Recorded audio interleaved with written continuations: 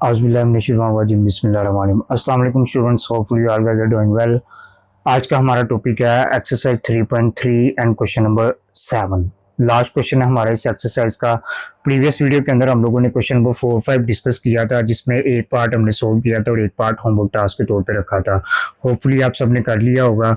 Question number 7 भी student same है, सिर्फ थोड़ा सा इसमें चेंज है। ये भी मोस्ट इंपोर्टेंट लॉन्ग क्वेश्चन है बोर्ड पॉइंट ऑफ व्यू से। क्वेश्चन नंबर 7 के अंदर कंडीशन गिवन है f of x is equal to c x square plus D.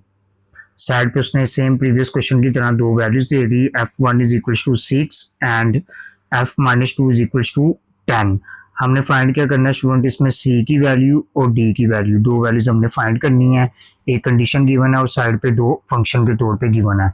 सबसे पहले हमने प्रीवियस क्वेश्चन की तरह यहाँ पर लिखा एस गिवन बाय, जो हमें कंडीशन गिवन है, बस सबसे पहले वो लिखी f of x is equal to c x का स्क्वायर प्लस डी। इसको कह दो आप इक्वेशन नंबर 1। सबसे पहले स्टूडेंट हमने इसमें f1 is equal to 6 put किया, put f of 1 is equal to 6 in equation 1।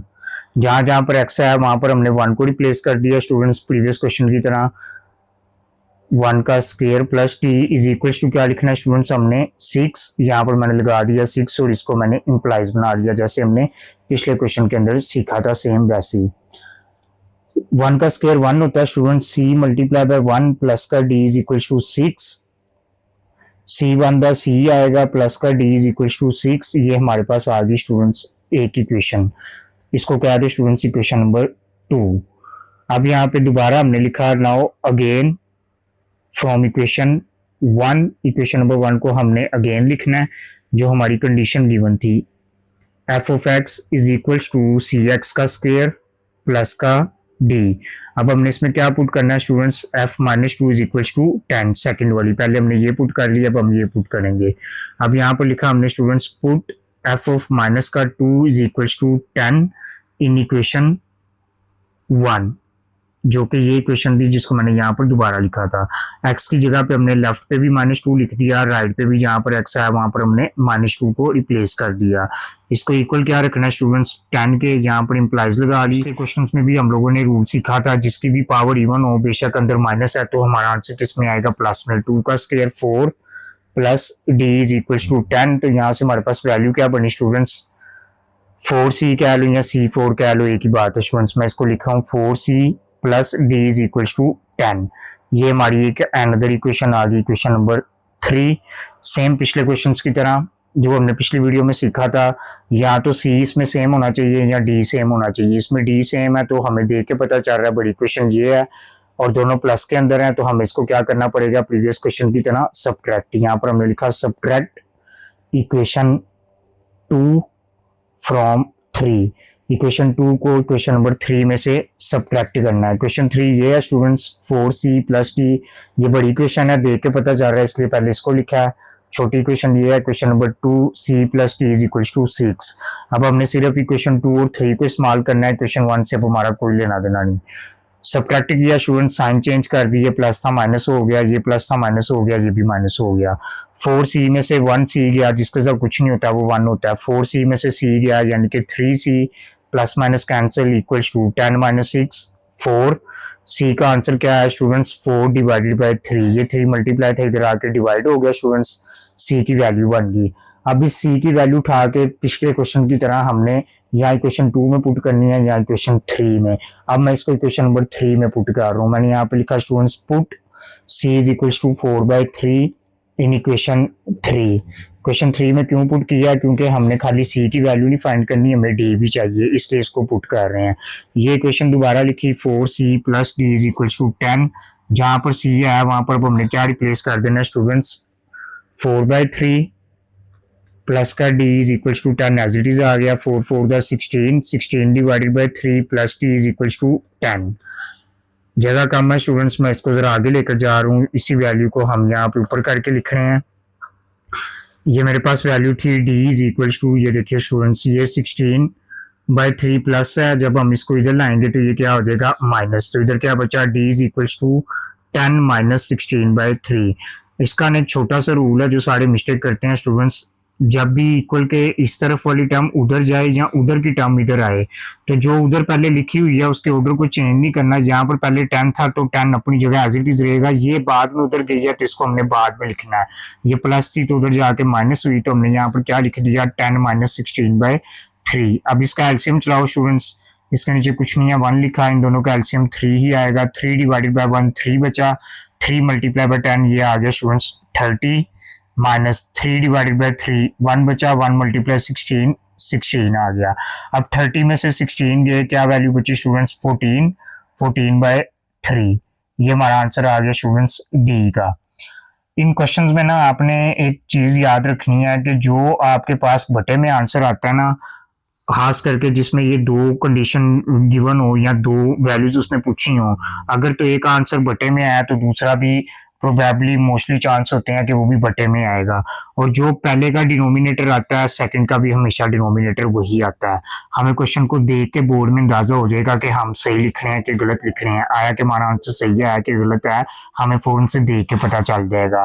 तो हमारे जो रिक्वायर्ड आंसर थे वो क्या आगे students, so c is equal to 4/3 and d is equal to 14/3। ये हमारे दो रिक्वायर्ड आंसर आ गए। एक दफा दोबारा ओवरव्यू करते हैं स्टूडेंट्स। क्वेश्चन नंबर 7 था, उसके अंदर हमें ये कंडीशन गिवन थी, साथ उसने ये दो वैल्यूज बताई थी, f1 इज इक्वल टू 6 और f-2 इज इक्वल टू 10। हमने कंडीशन को इक्वेशन नंबर 1 का नाम दिया, पहले हमने f1 is equal to 6 put किया, इसमें प्लस माइनस किया, इक्वेशन नंबर 2 बन गई। फिर अगेन हमने पहली कंडीशन पकड़ी, उसमें ये सेकंड वैल्यू पुट की, प्लस माइनस किया, स्केल लिया, हमारे पास क्वेश्चन नंबर 3 आ गई। यहाँ तो सी सेम होना चाहिए, यहाँ डी इसके अंदर डी सेम है, दोनों प्लस हैं, तो पता चल गया कि हमने इसमें सब्ट्रैक्ट करना है। बड़ी कंडीशन को ऊपर रखा, छोटी को नीचे, साइन चेंज किए हमने, प्लस माइनस किया, एक वैल्यू का आंसर है सी का, उसको उठा के दोनों इक्वेशन में से किसी एक में पुट करना था।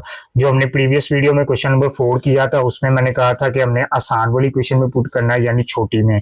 पिछले में हमने क्वेश्चन 2 में पुट किया था, मैंने आप लोग को समझाने के लिए इस क्वेश्चन को इक्वेशन नंबर 3 में पुट करके दिखाया ताकि आप लोगों का ये डाउट भी क्लियर हो जाए कि कहीं आंसर तो चेंज नहीं आते, आंसर पे कोई फर्क नहीं पड़ेगा। मैंने सी को क्वेश्चन नंबर 3 में पुट किया, अगर मैं सी को क्वेश्चन नंबर 2 में पुट करता तब भी मेरा आंसर सेम ही रहना था।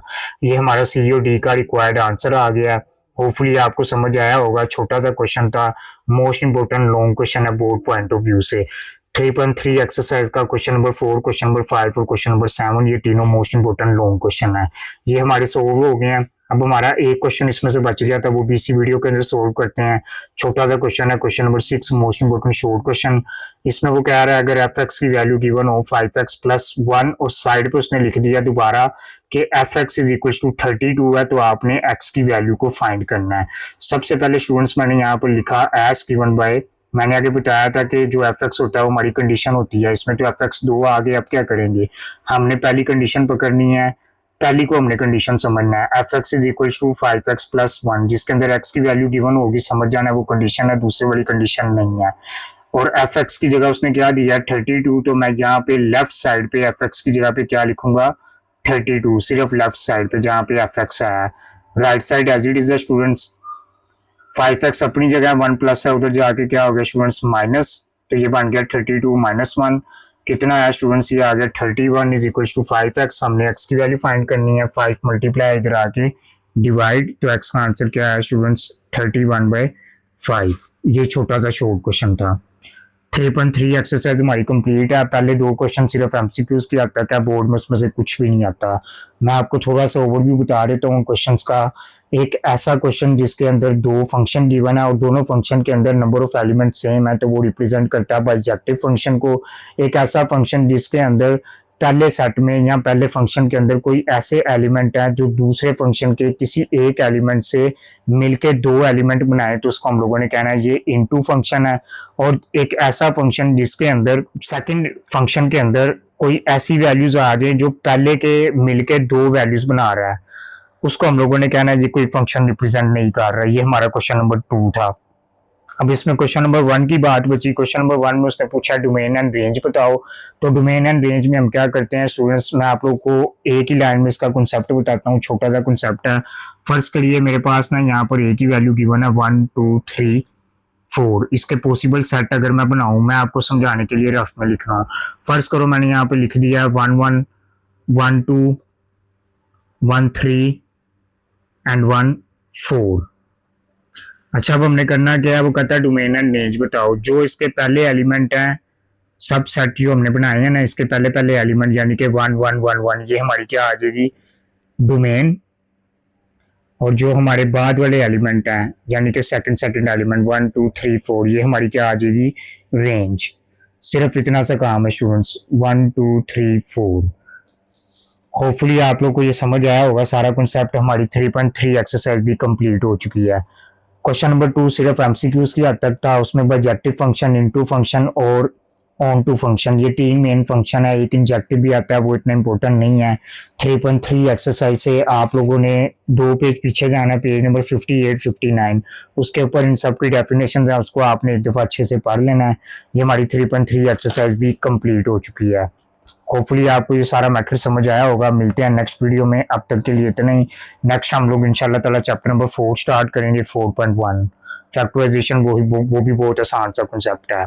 अपना बहुत सारा ख्याल रखें, वीडियो को लाइक करें, शेयर करें, चैनल सब्सक्राइब करें। अल्लाह हाफिज़।